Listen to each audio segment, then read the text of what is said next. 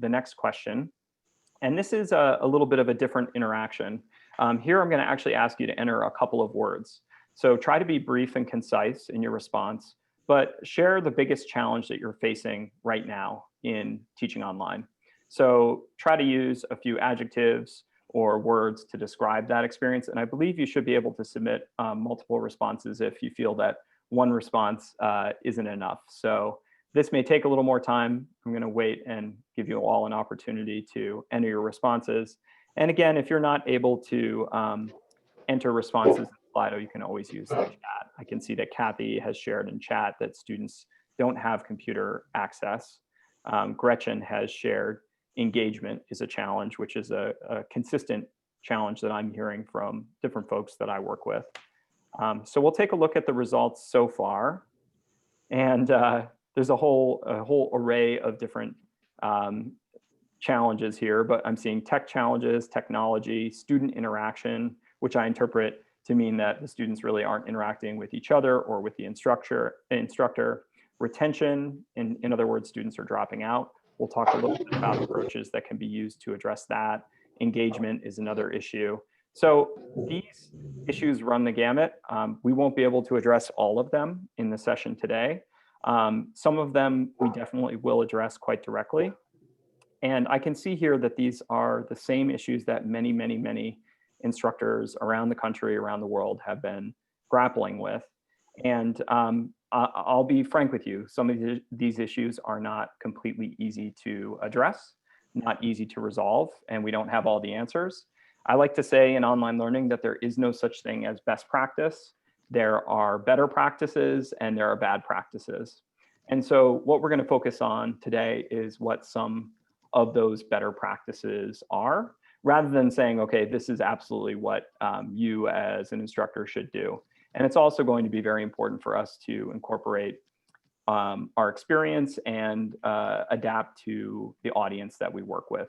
And so we've tried to adapt this talk today to the needs of adult learners, but I'm sure there will be a rich discussion about different approaches that all of you use for that. So before we go into the more didactic portion of this discussion, I really do want to take this opportunity for all of you to share with each other a little bit. So we do have one breakout. This is, I promise you, this isn't going to be hard work. It's going to be pretty straightforward. You're going to go into groups of about 3. So Dan, I see that we have 90 participants. So that'll be about 30 breakout groups total. And what we'll be doing is briefly introducing yourselves, sharing your favorite learning experience from the past. And I'm going to ask you to think of yourself as a learner and not as a teacher here. So not your favorite teaching experience, but a favorite learning experience of yours. And talk about what made that experience so memorable and so engaging for you. And I want to emphasize here that the purpose of this exercise is for all of you to reflect on what was an engaging and exciting learning experience for you, and not necessarily to be exhaustive. So please be brief in the discussion. And then the last thing I'll mention is that because this is a small group activity, we're going to ask all of you to join your breakout rooms, because if you don't join your room, you may leave somebody else hanging. So if you have a technology issue, we understand that, but otherwise, please try to join the breakout rooms. So with that, I will also mention that I have shared instructions for this activity in the chat, but I want to make sure that everyone understands the activity. So I can see a few of you on camera. Can I please get a thumbs up or a head shake if you do understand the activity, or if there are any questions about the activity? I'm happy to answer them. How do we know what group we're in? Okay, you will be invited by the host in just a minute. We want to just make sure that everyone is on the same page before we go into the breakouts. So, and I can see that some folks don't have a camera or microphone. That's fine. If you aren't able to speak, you can stay in the main room, or you can join your breakout and just send a chat message to the rest of the group. So Dan, are we able to set up the breakouts? They're ready to go. I just need to click create.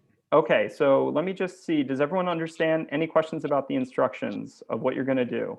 So you introduce yourself, very briefly share a favorite learning experience of yours, and very briefly describe what made it so memorable. Can I get a thumbs up if that's clear? It's Great. clear. Okay, thank you. And you can always look at the instructions in the chat. Dan, I think we're ready to go and set those up. So you should see a message in just a moment to be asked to join a breakout room.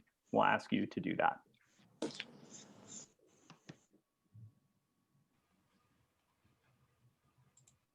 Thanks, Dan. And Dan, I forgot to mention, there will be a 1-minute countdown by default to close the breakout rooms. Yes. You may be able to edit that and make it a little shorter. Okay. I know that I can always click close. Right, but we'll wait to do that. I'm just starting a 5-minute timer now. And there's also an option to send a message to the breakout room, so we can send them a message when we're at the 2-minute mark. Just have a message ready to go. It says you have 1 minute. Okay, great. Thanks, Dan. Joy M, room 6, asked for help. Okay, interesting. I'll. Oh, you know what? She is alone. So we can just move her to another room. Okay. Now I'm going to let me- move her Okay. to room 24. Okay. Oh, somebody just joined her. Oh, no. I'm going to move Lucy as well. Okay. Yeah, Lucy Goodall. I see.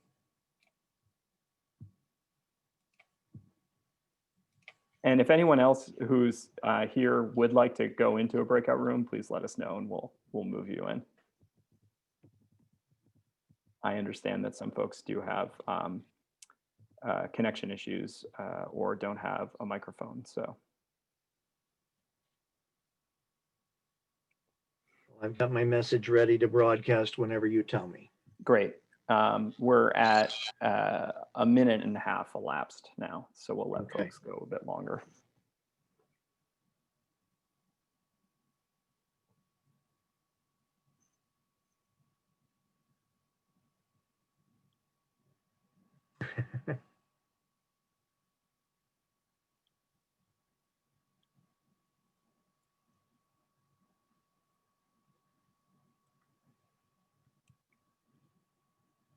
Actually, most folks have been able to join the rooms, which is great. Sometimes this is a bit of a tricky step.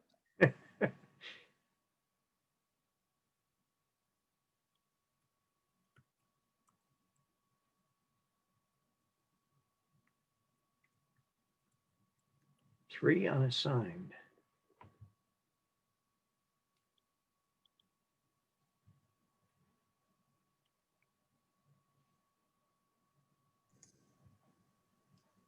Hi. Hi, Anastasia. How are you? I am tired actually, but that's okay. Yeah, that's fairly universal. I have an 18-month-old who didn't get to sleep Okay. time last night, so I was up and I'm just like, I'm drinking coffee right now though. Both So. generally physically tired then, I see. If you, did you have an issue with the breakout, Anastasia? I just joined late. Oh, okay, okay. Yeah, I got back from my break late and didn't Okay. know what was going on. So Okay, so for you and the others who have joined in the interim, what folks are doing now in the breakouts is just discussing a favorite learning experience of theirs as a learner, not as a teacher, and sharing what made that interesting and engaging for them. And wow. we're going to come back. Actually, Dan, if we can send a 2-minute warning message now, that'd be great. Okay. And they're going to come back from that experience, and then we'll have a quick debrief and move on. Okay. And actually, Anastasia, while you're here, if you're interested, you can share with all of us a favorite learning experience of yours. You've got about a minute left. I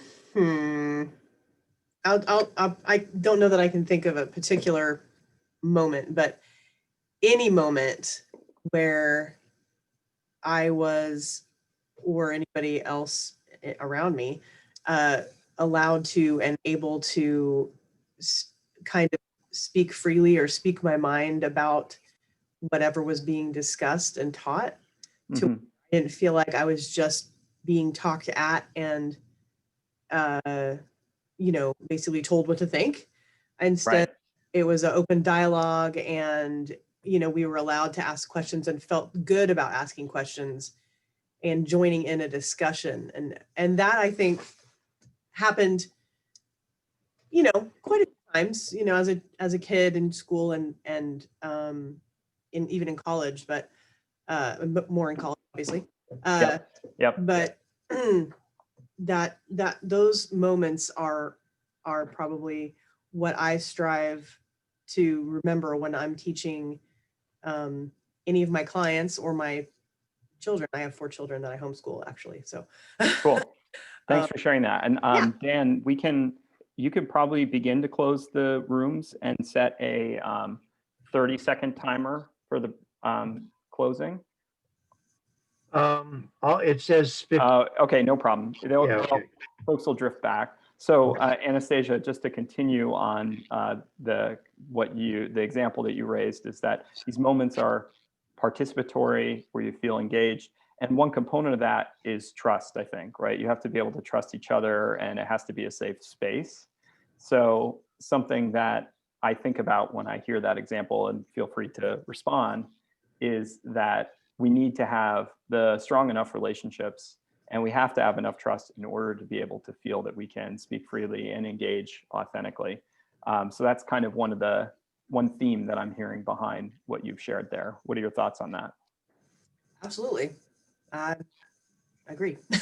Great, Trust in, especially, anybody, child or adult, in their ability to be able to join in the conversation, and making sure that you feel engaged in the discussion and Right. of it, not just being rotely spoken to. Not just didactic. So for those of you who have just rejoined us, thanks for going into the breakouts and for participating in that experience. And we were having a bit of our own breakout here in the main room. And Anastasia had shared the importance of being able to speak freely, and the relationships and the trust that were a key component of memorable and impactful learning experiences for her. And so we'd just like to ask, for those of you who are returning now, if any of you would be willing to come off of mute and just briefly share a learning experience of your own that was really memorable. And the purpose of this is just to bring this to the group and to think about what made that experience so memorable. So I'll ask for a brave volunteer. And thank you, Anastasia, for being our first volunteer. Actually, Anastasia was voluntold, but that's different. Go with it. Any volunteers? Hi. Hi, Gretchen. Yeah, I when I think back to my favorite learning experiences, I actually go really way far back to like my elementary days, and like the hands-on experiences. Like I remember international days, and when we made Thanksgiving meals and things like that, when we're just kind of touching and using our whole bodies and all of our senses. And those are what's hard to do online. So Yep. Although there's a component of that that I'm going to reflect on, which is that it involved very active engagement in the process of learning.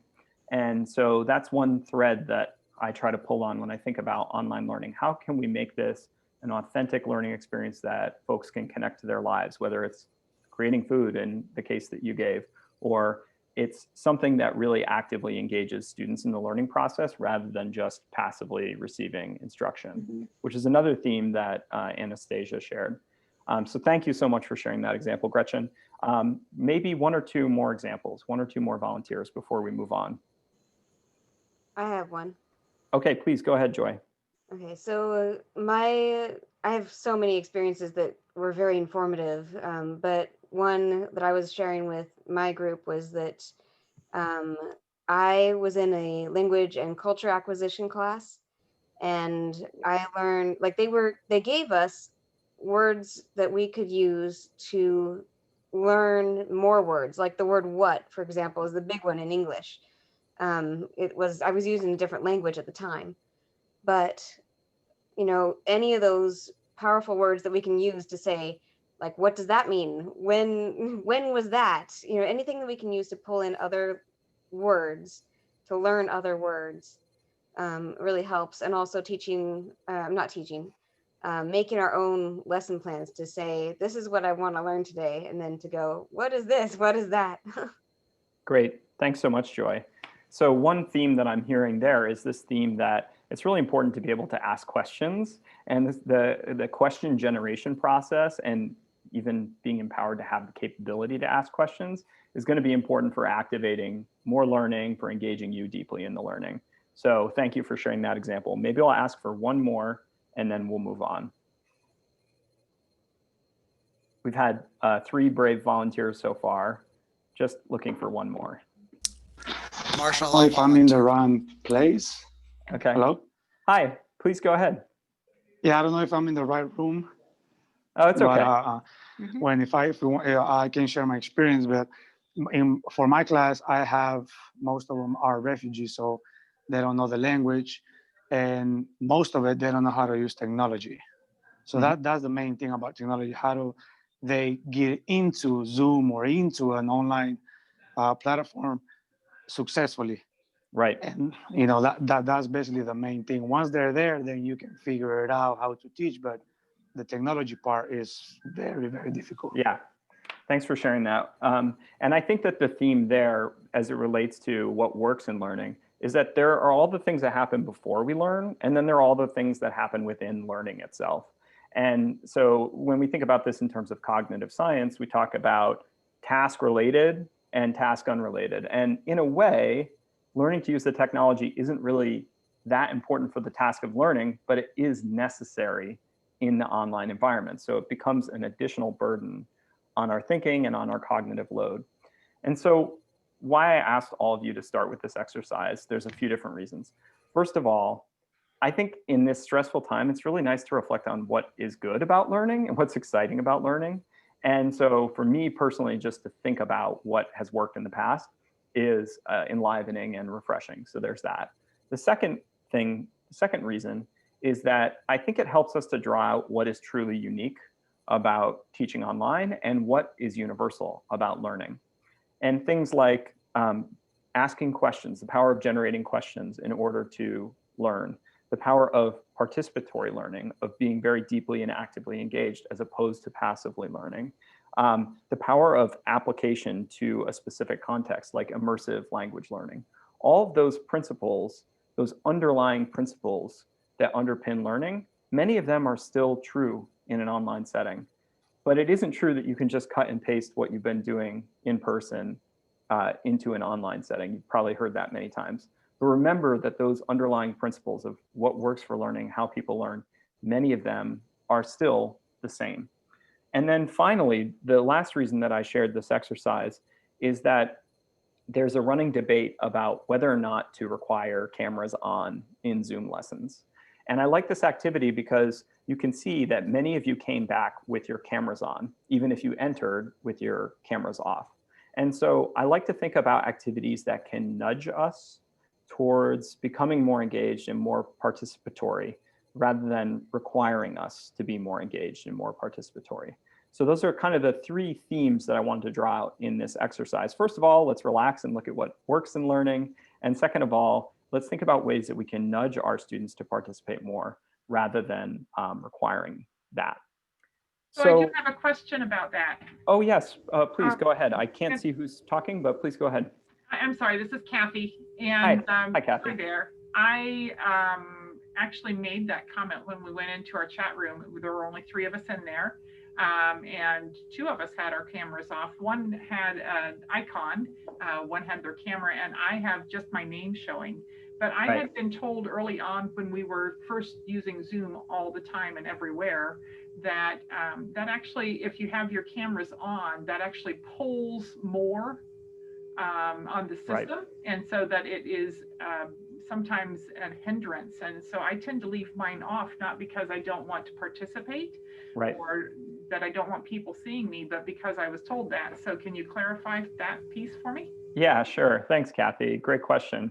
As you know, I do a lot of international work, so this is something that we do encounter. Sometimes we'll have a call that is a little bit laggy, and we will turn our cameras off for that reason. I think the point that you've raised here is that we all have a lot of reasons. We may have a lot of reasons for not using our cameras. It is probably more draining to be on camera all day. we have to pay attention to how we look and how we're holding ourselves. That is a little bit different when the camera's off. But in general, in terms of engagement, being able to see each other, see each other's reactions, that can be helpful for helping to form those personal connections. That's why I land in the middle of not requiring cameras, but finding ways to nudge folks to turn on cameras if they so choose. So I hope that clarifies your question. We don't want to require it, but we want to encourage it. And with that, now I'm going to move on to some of the things that were raised by the last example, which is what's truly unique about teaching online. So what goes beyond these principles to what are the real challenges in teaching online? So first of all, this is a bit of a technical term, but there's greater transactional distance. And what that means in general language is that it's much easier for us to ghost on each other in an online setting. We're much more willing to walk away. It's not awkward for any of you to exit this meeting now if you're not finding it interesting. But it would be a little bit awkward to sort of storm out of an in-person class. And so that greater transactional distance means that we have to work harder to keep everyone engaged. It's much harder to give real-time feedback. You may have noticed at the beginning that Dan and I were sharing some tips on how to open up Slido. But if one of you is having an issue with Slido, our ability to help you is pretty limited. We can only go through the most common solutions. So that kind of look over the shoulder type interaction that we could do in person is a lot harder to do in an online setting. It's harder for us to form and maintain relationships. This is the most obvious one, so I won't spend a lot of time on it, and it's obviously related to these other issues. And then the last example that was shared is really relevant to this. It requires our students to master more tools in order to get past all the technology that you just need in order to enter the learning experience. And then last, I think this is an unappreciated element of teaching online, but I also think it's true. We expect things to work very well online because we're used to using tools that are made by tech companies with millions and millions of dollars of investment and a lot of user testing. And so when we go online, we expect every link to work. We expect everything to be very simple and seamless.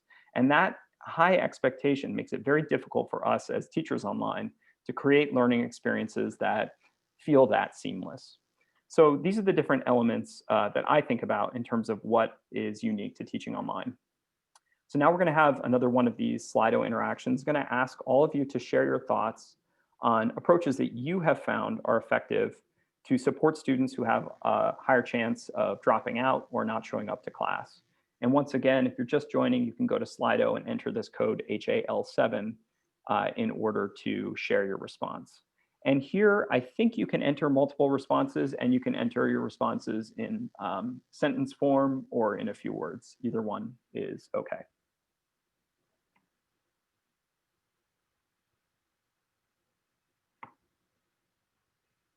Give everyone a few moments to respond.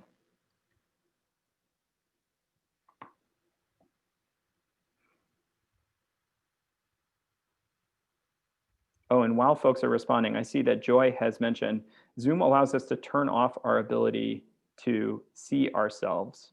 That's great. That's a great point. It's actually draining for us to watch ourselves talk. And there is a setting in Zoom that you can toggle to change that if you do find it exhausting to look at yourself all day. I see we've got about 25 responses. So I'm going to, oh, we lost the poll there. I'm going to go to the answers here.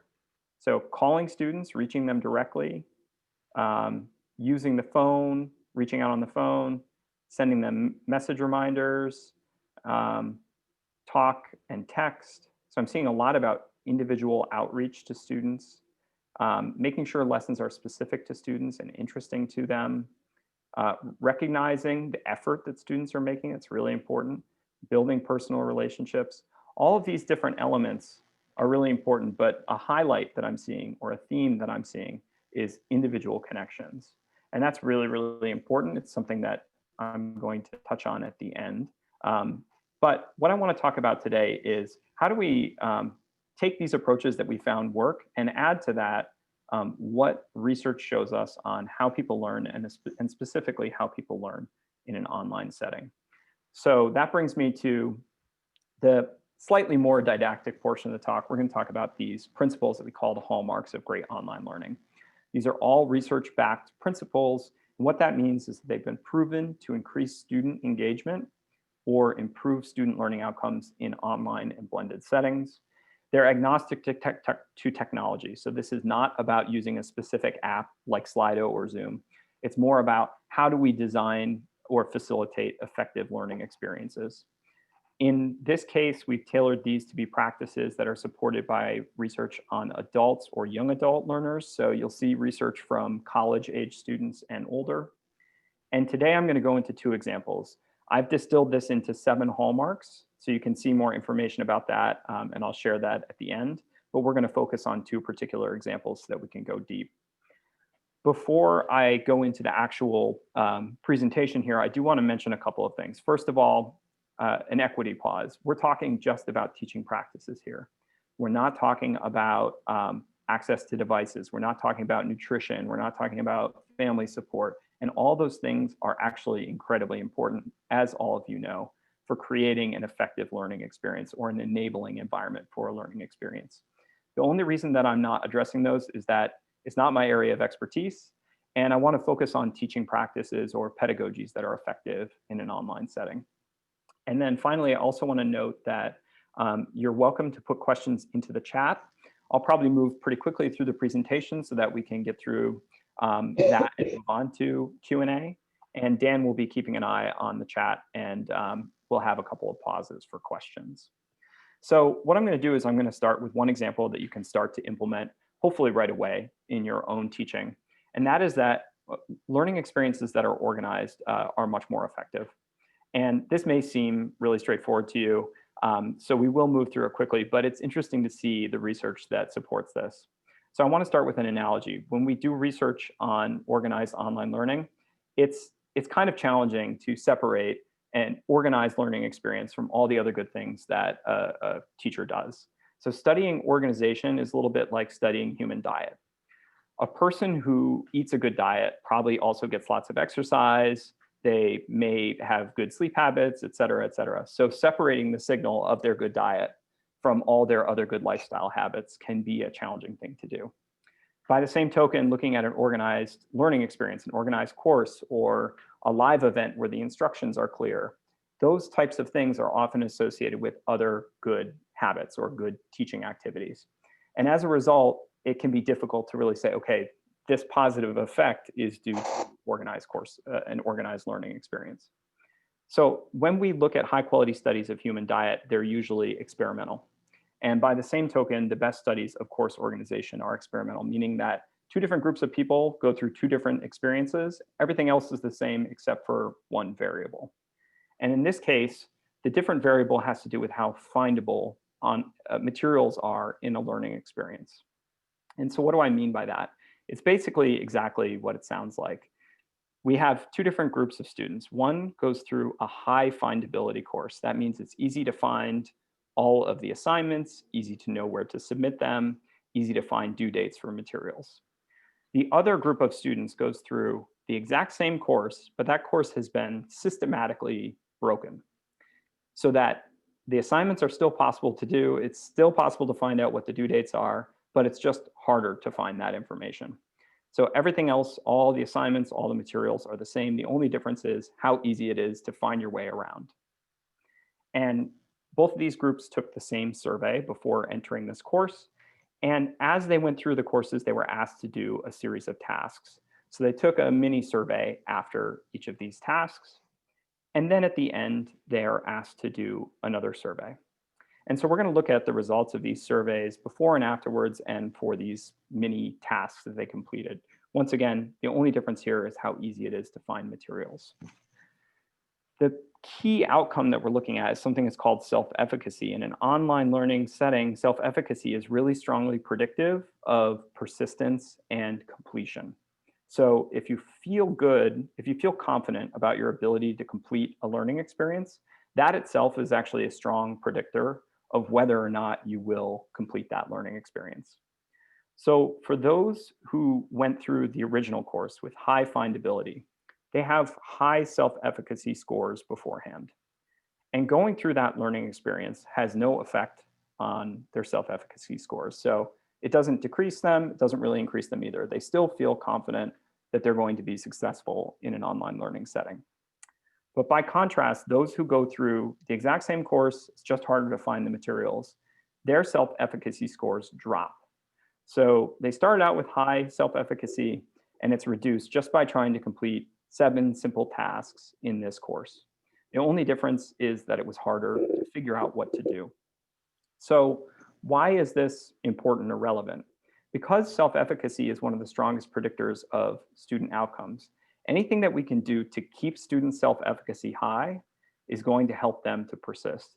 And by contrast, anything we do that dampens it might lead to them dropping out. And it becomes an equity issue as well, because those who are already coming in with low self-efficacy are already on the cusp of dropping out. And so if we do things that make it harder for them to find materials or work their way through the learning experience, that can reduce their self-efficacy further. I mentioned also that they had to complete mini surveys after each of the tasks. So for example, they might be asked to find an assignment in the course. Those who completed the original course, tasks in that original course, generally reported that they weren't very frustrated. They had to answer one of these 5-point scale questions. And in general, they were not that frustrated after every single one of these tasks. But those in the low findability course are reporting higher levels of frustration after every task. So really what we're looking at, just to recap here, is that if it's hard to know what to do next in a learning experience, to find your way around, to find that link, to submit an assignment, that actually is going to slowly increase our feelings of frustration and decrease our feelings of self-efficacy. And when we do that enough cumulatively, that can actually reduce the quality of a student's learning experience. And so we'll talk about specific strategies for doing this, but I think the important piece to think about here is how can we make that experience as seamless as possible for the student? As we mentioned at the outset, learners today, or many of us, expect technology to be very, very, very easy to use. And so we need to think about ways to make a more usable experience. So once again, we have a quick Slido interaction here. I'm going to ask all of you to share your thoughts on what strategies you have found are effective for making your learning experiences online organized and to keep students' sense of frustration at bay as they're learning online.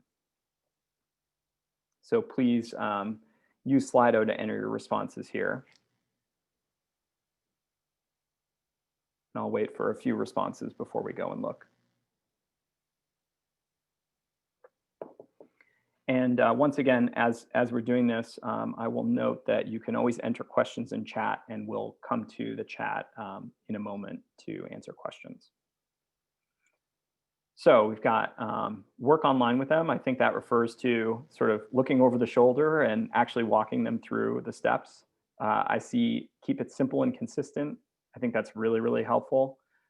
Specific tools can be used that flow smoothly and map out. I think that's great as well. Talking through the assignment with students before they need to do it. It's also a really, really helpful thing to make sure that all those instructions are clear. Some folks are saying they're still working on chances to teach online. Visualizing all the steps can be very helpful, using audio as well as written instructions. So a lot of these instructions are very, very concordant with the instructions, with the suggestions that I would have for creating an organized, engaging online learning experience. And so here are some of my top tips and recommendations for creating an organized learning experience.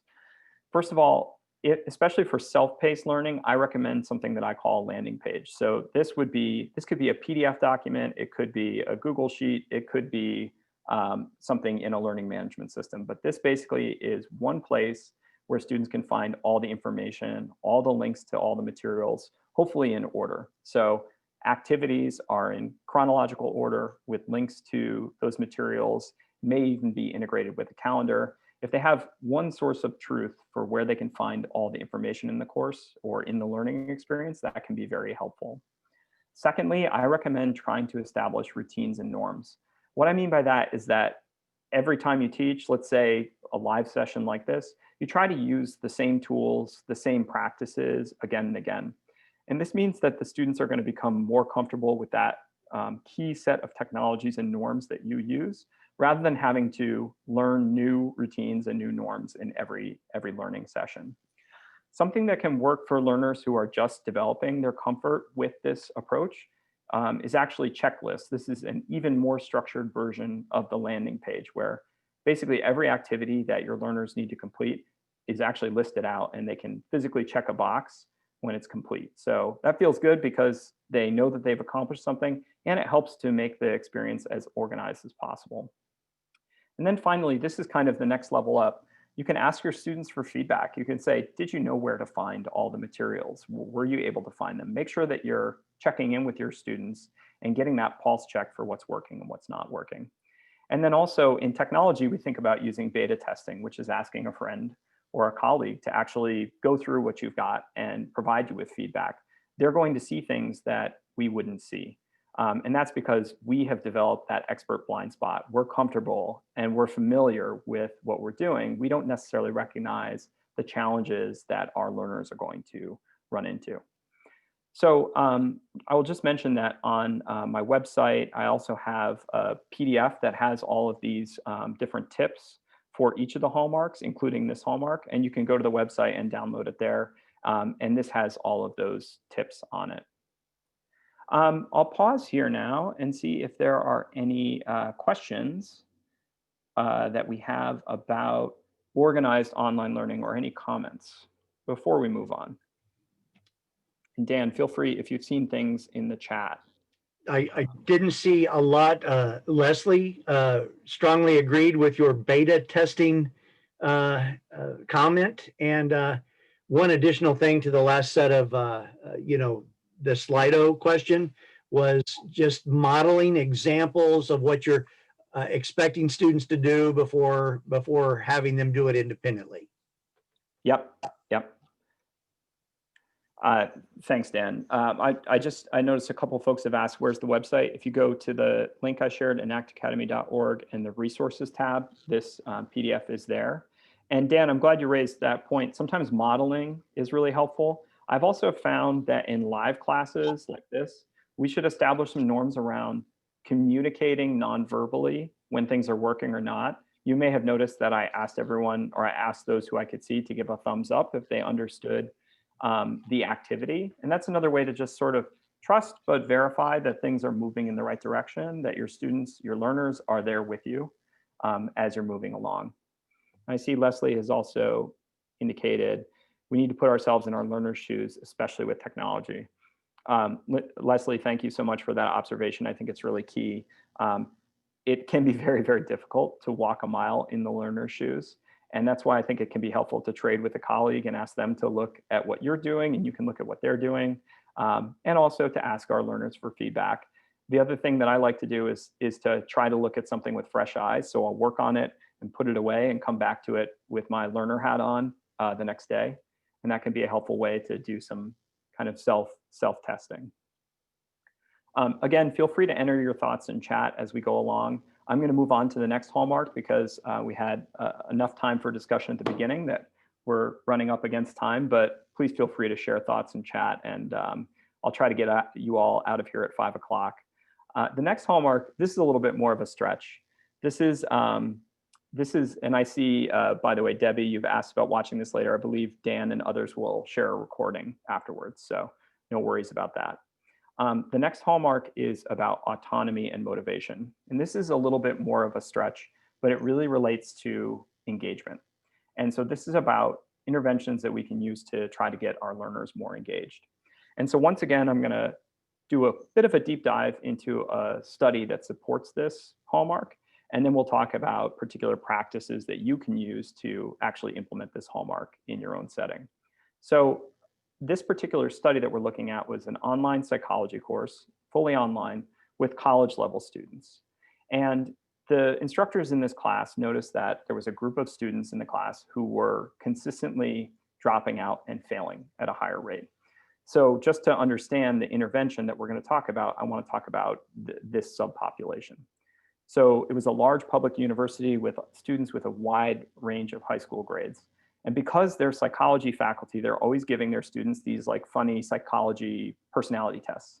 And they found that students who answered questions indicative of low optimism and also had low high school grades, that particular subpopulation of students had the highest chance of failing or dropping out of their online course. So they had identified this population, and then they wanted to do something to intervene to help these students.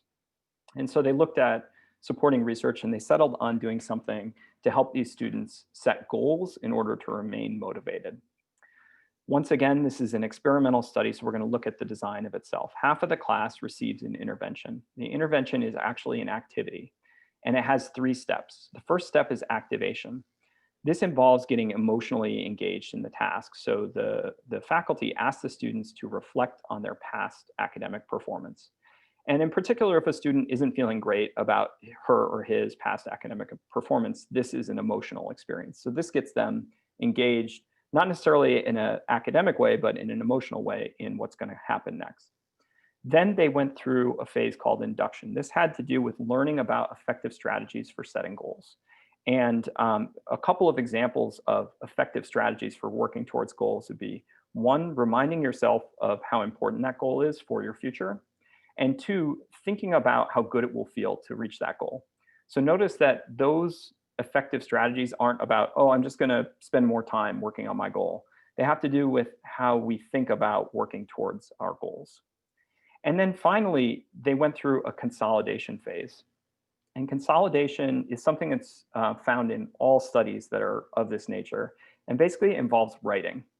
The students were asked to set any academic goal that they wanted to and write that goal down, and then talk about how they're going to work towards that goal. And specifically, they were asked to reflect on how good it would feel, reflect on how important that goal is for their future, and to reflect on the challenges that they anticipated facing as they work towards this goal and how they're going to surmount those challenges.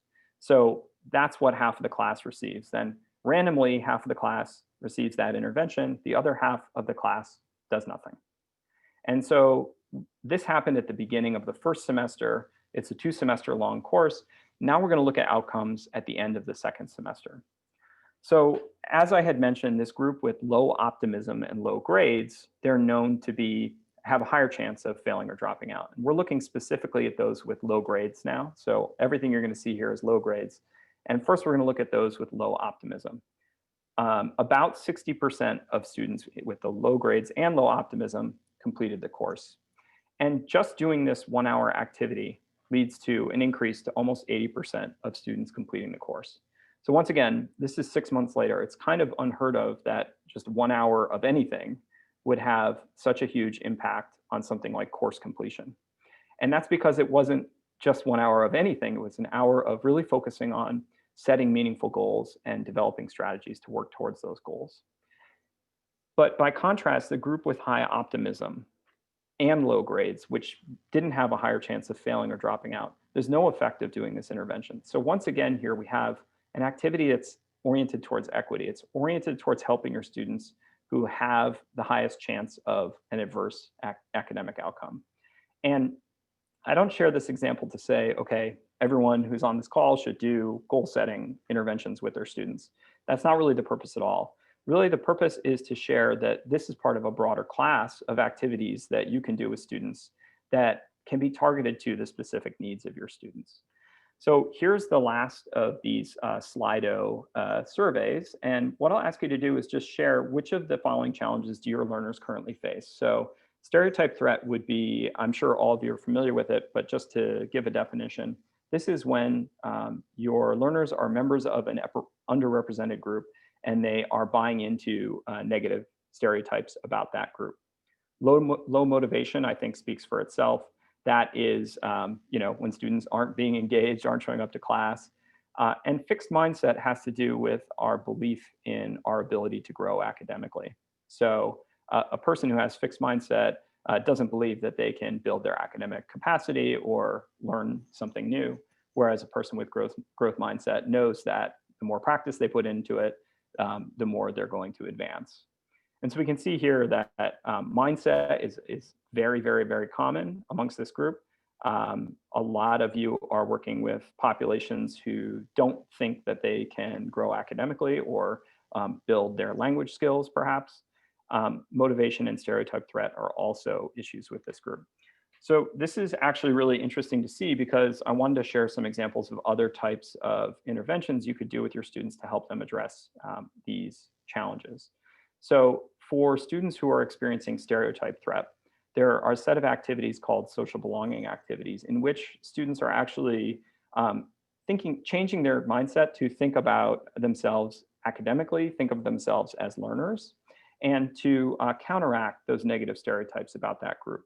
And just like the example that I shared with you before, these are brief interventions that can be given online, and they have a large impact even though they're short in duration.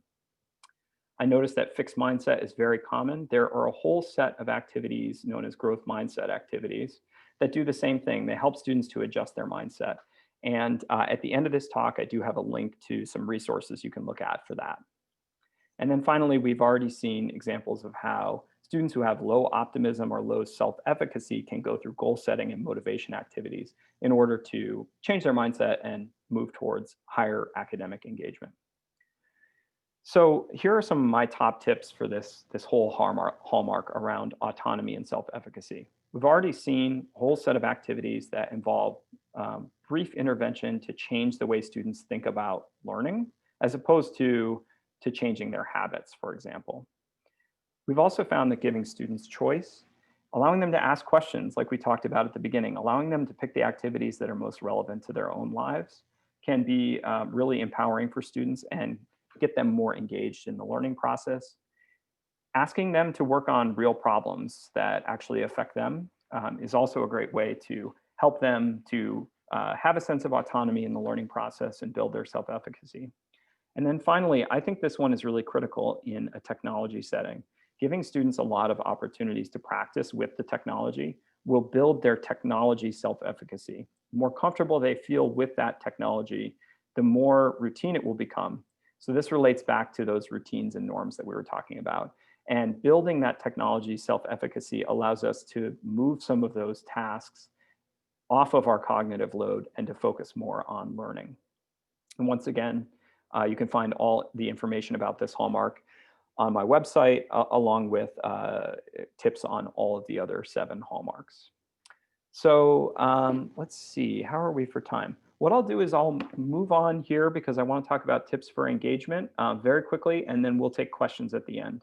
So here are some of my top tips for engagement, because I know engagement is a constant struggle in an online setting. First of all, there's actually 2 tips that go together. I call them chunking and variation. You may have noticed that in this session, there were a lot of ways that you may have interacted. You could have talked in small breakout groups, you could have answered Slido, you saw me presenting a little bit. And basically the objective there is to provide you as an audience with different varied ways to engage with the learning experience and to break the didactic portions into short chunks. I really try to keep any didactics to under 10 minutes. And this is really important in terms of maintaining our engagement in an online setting because the online world is full of distractions.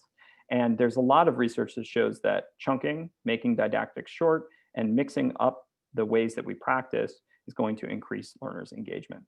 We already talked about goal setting activities that can help learners to remain engaged. I think in this context, remembering why we're working on learning a new language or developing our proficiency in a particular area and how that relates to our goals can be really important for remaining engaged, even though, frankly, it can be boring to learn in an online setting.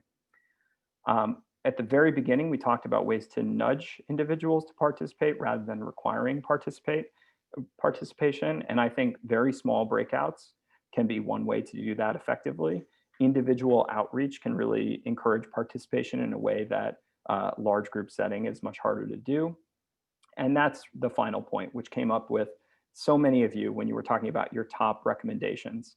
Reach out to a student individually, text them, call them.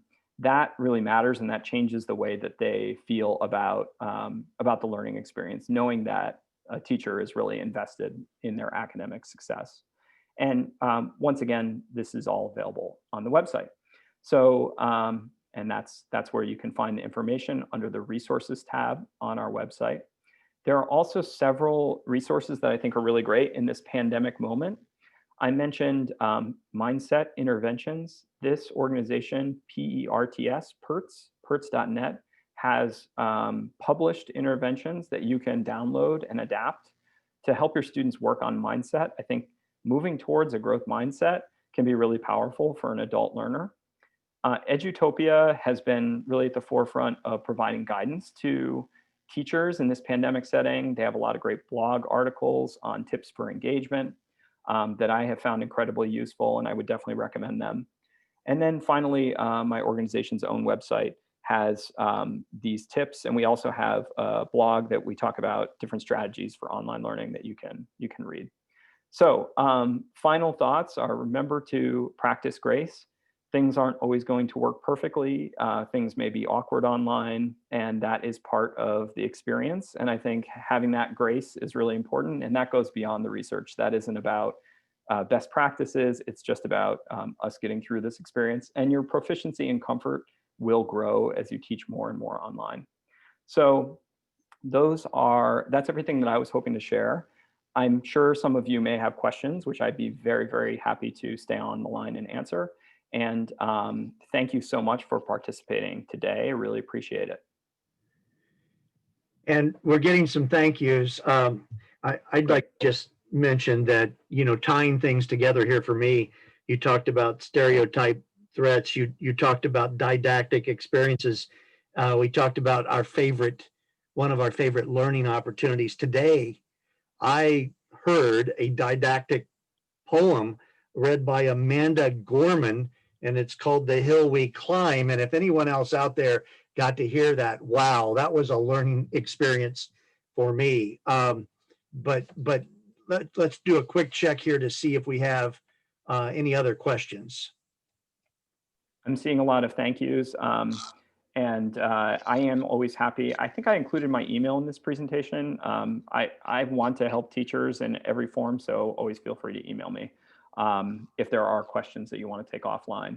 But yeah, Dan, I'm glad you raised that. We can learn things from didactics. They just have to be the right kind of didactics, I think, especially one that's emotionally powerful and resonates with us, can be a very powerful and memorable learning experience. I mean, I can't tell you how many 3-hour films I've sat through because they were emotionally engaging, and I remember a lot of them, but that takes a lot of effort.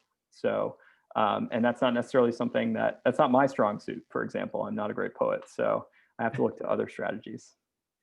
Well, we'll keep checking for questions, but I'd like to thank you, Dr. Thomas, for sharing this research with us today. And on behalf of New Readers Press, I'd like to thank all of you, the 90+ adult educators who joined us. You're on your own time. You joined us for the sole purpose of improving your online teaching skills in order to help adult learners. And that's why we're here, and that's what it's all about. So really appreciate you as well. Yeah, I want to echo that. And I see, Dan, you're getting the thank you that you deserve as well in the chat. Really appreciate that you've organized this. I know firsthand that teachers are looking for better ways. They're very dedicated. You're all working incredibly hard. And I think that this past year really should be the year of the teacher and the healthcare worker. And so I'm really grateful to be here with all of you today. Okay, well, I think we've answered all of the questions. You will get a follow-up email from me. It'll probably be on Friday. That's where you'll find the video link, the slide presentation. And if there are any questions in the chat that I can pull from there and we can provide those along with the answers, I will do that as well. Great. Thank you. Bye. Take care, everyone.